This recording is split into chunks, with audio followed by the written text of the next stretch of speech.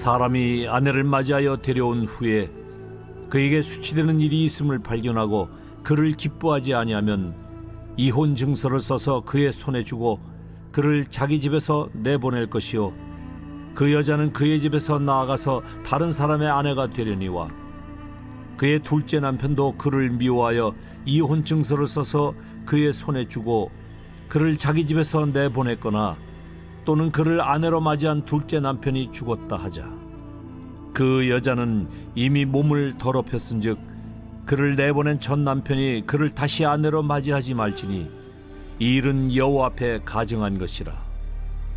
너는 네 하나님 여호와께서 네게 기업으로 주시는 땅을 범죄하게 하지 말지니라.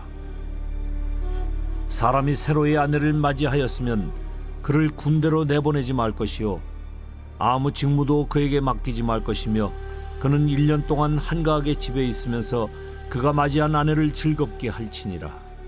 사람이 맷돌이나 그 윗짝을 전당 잡지 말지니 이는 그 생명을 전당 잡음이니라. 사람이 자기 형제 곧 이스라엘 자손 중 한 사람을 유인하여 종으로 삼거나 판 것이 발견되면 그 유인한 자를 죽일지니 이같이 하여 너희 중에서 악을 제할지니라.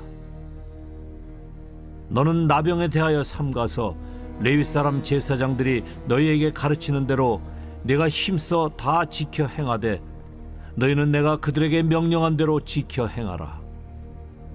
너희는 애굽에서 나오는 길에서 내 하나님 여호와께서 미리암에게 행하신 일을 기억할지니라. 내 이웃에게 무엇을 구워줄 때에 너는 그의 집에 들어가서 전당물을 취하지 말고 너는 밖에 서 있고 네게 꾸는 자가 전당물을 밖으로 가지고 나와서 네게 줄 것이며 그가 가난한 자이면 너는 그의 전당물을 가지고 자지 말고 해질 때에 그 전당물을 반드시 그에게 돌려줄 것이라. 그리하면 그가 그 옷을 입고 자며 너를 위하여 축복하리니 그 일이 네 하나님 여호와 앞에서 네 공의로움이 되리라. 곤궁하고 비난한 품꾼은 너희 형제든지 내 땅 성문 안에 우거하는 객이든지 그를 학대하지 말며 그 품삯을 당일에 주고 해진 후까지 미루지 말라. 이는 그가 가난함으로 그 품삯을 간절히 바람이라. 그가 너를 여호와께 호소하지 않게 하라. 그렇지 않으면 그것이 네게 죄가 될 것임이라.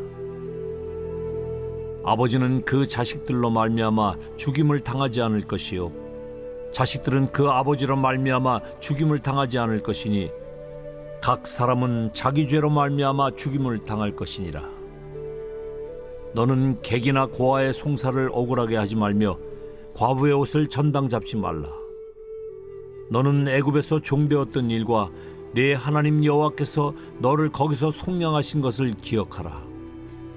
이러므로 내가 네게 이 일을 행하라 명령하노라. 네가 밭에서 곡식을 벨 때에 그 한 붓을 밭에 잊어버렸거든 다시 가서 가져오지 말고 나그네와 고아와 과부를 위하여 남겨두라.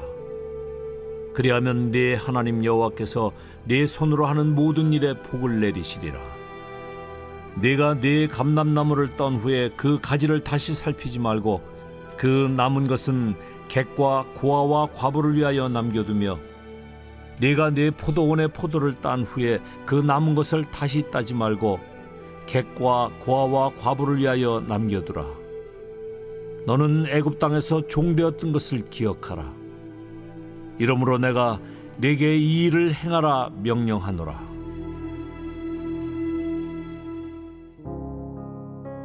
새벽 영성 기도 시간입니다. 오늘은 신명기 24장 말씀 함께 살펴보겠습니다.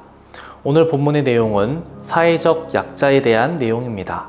하나님께서 사회적 약자에 대하여 얼마나 큰 관심을 갖고 계신지 잘 보여주는 본문이라 할 수 있습니다. 오늘 본문에서는 여성, 가난한 자들, 나그네, 고아와 과부에 대해서 다루고 있습니다. 먼저 1절에서 5절까지의 내용은 이혼에 대해서 다루고 있습니다. 고대 근동 사회에서는 남자가 여자를 취하였다가 마음에 들지 않으면 버려도 문제가 되지 않았습니다. 그러나 그럴 경우에는 버림받은 여자는 마음대로 재혼할 수 없었습니다. 왜냐하면 비록 여자가 버림받았다 할지라도 여전히 전 남편의 아내로 인정되었기 때문입니다. 이러한 상태로 재혼을 하게 되면 간음한 것으로 취급되었습니다. 이에 하나님은 사회적 약자인 여자들을 보호하기 위해 부부가 이혼할 경우 남자는 반드시 이혼 증서를 써주어 여자가 이혼 후에 마음대로 재혼할 수 있도록 해주신 것입니다. 역사적으로 보면 많은 경우에 있어서 남자는 여자를 열등한 존재로 보고 차별 대우를 하였습니다. 이것은 하나님께서 남자와 여자를 다르게 창조하신 하나님의 섭리를 이해하지 못한 데서 비롯된 잘못입니다. 하나님께서는 실로 남자와 여자를 인격적으로나 가치면에서 동등한 존재로 창조하셨습니다. 다만 그 역할과 기능명에서만 서로 다르게 창조하신 것이죠. 세상의 힘의 논리는 하나님의 창조 섭리에 어긋나는 그릇된 가치관의 산물입니다. 두 번째로, 가난한 이들의 형편을 고려하고 그들을 이해하라는 것입니다. 6절을 보겠습니다. 사람이 맷돌이나 그 윗짝을 전당 잡지 말지니 이는 그 생명을 전당 잡음이니라. 아무리 받아야 할 게 있어도 생명을 전당 잡아서는 안 된다라는 것입니다. 인간의 생명은 그 어떤 경우에도 결코 목적을 위한 수단이 되어서는 안 된다라는 것이죠.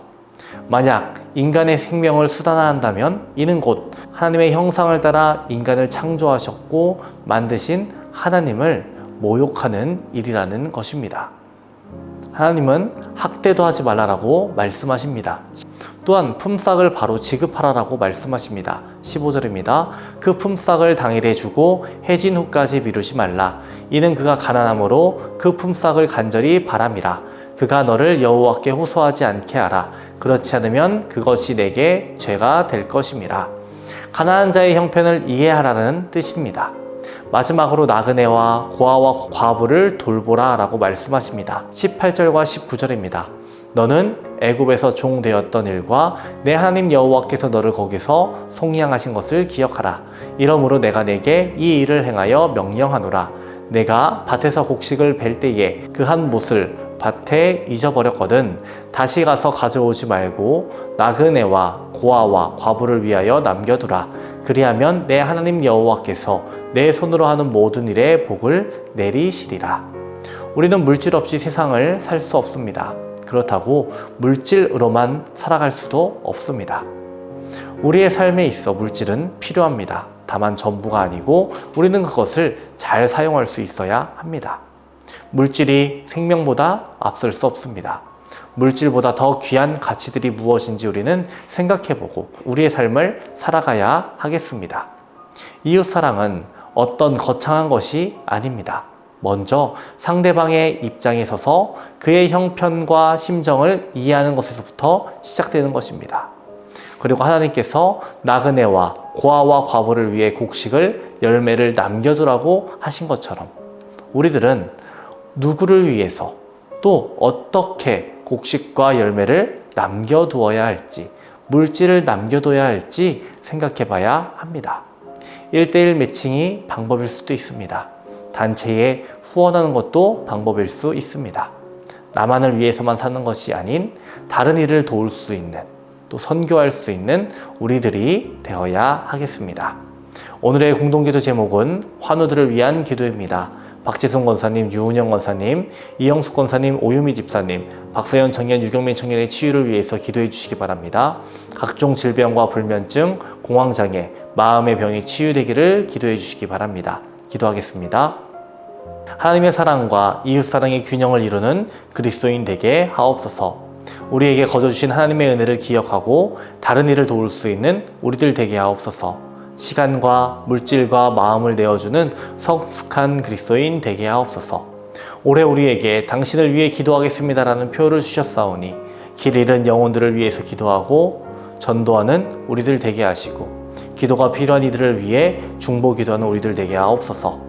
담임 목사님의 사역 가운데 항상 함께하여 주시옵소서. 한중신학교 강의로 출타 중에 계십니다. 말씀 선포되는 곳마다 죽어가는 영혼들 살려주시고 성령의 역사를 허락하여 주시옵소서. 오늘은 환우들을 위해 기도합니다. 각종 질병으로 고생하는 성도들의 아픔을 주님께서 아시는 줄 믿습니다. 위로하여 주시고 힘을 주시고 담대함과 평안함을 허락하여 주시옵소서. 연로하신 장로님, 권사님, 집사님들을 위해 기도합니다. 병상에 누워 계시지 않고 마지막 날까지 걸을 수 있는 건강을 허락하여 주옵소서. 노년의 삶이 아름답고 은혜로 채워지게 하옵소서.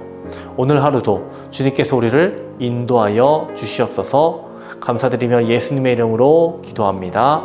아멘.